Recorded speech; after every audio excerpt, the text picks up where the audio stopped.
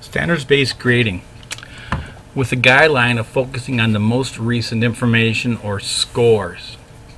Now, this guideline supports learning by acknowledging that learning is an ongoing process, that what matters is how much learning occurs, not when it occurs.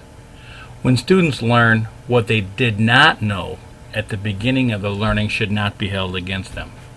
Students learn at different rates and do not always perform at their real level on their first attempt, or in a set time, or on a specific method of an assessment. Therefore, because of these individual differences, teachers must offer students a variety of assessment opportunities to just demonstrate the most recent learning instead of a single last score at the end.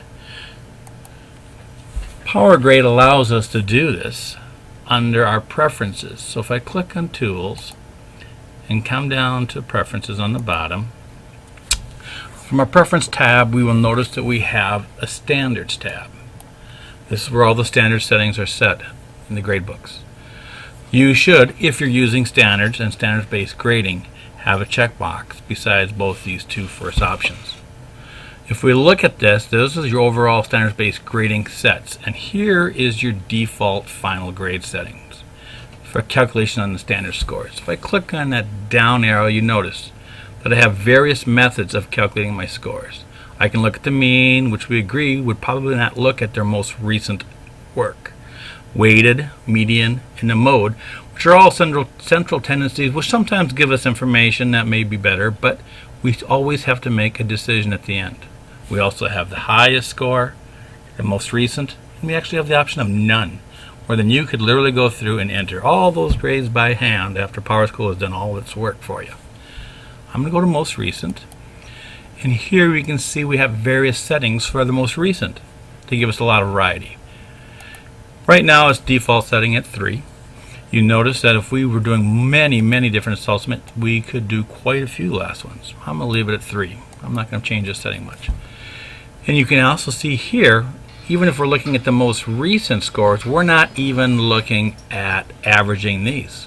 We're actually giving more percentage to the scores that are the most recent at 36.7 as compared to the last one, which was given the least recent, which was at 30%.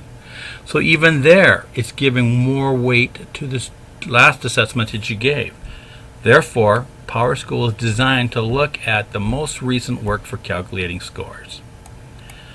Another setting I just want to point out is also the higher level standards. That's the new version that we have. This is a nice feature that allows us to automatically calculate higher level standards from our lower level standards.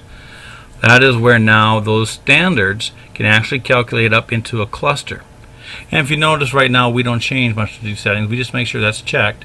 And we leave these because there's nothing really wrong with the mean of looking at the average scores of this last like parent to subparent standards, because they're all in the same cluster or in the domain. So you're looking at like about topics at the end.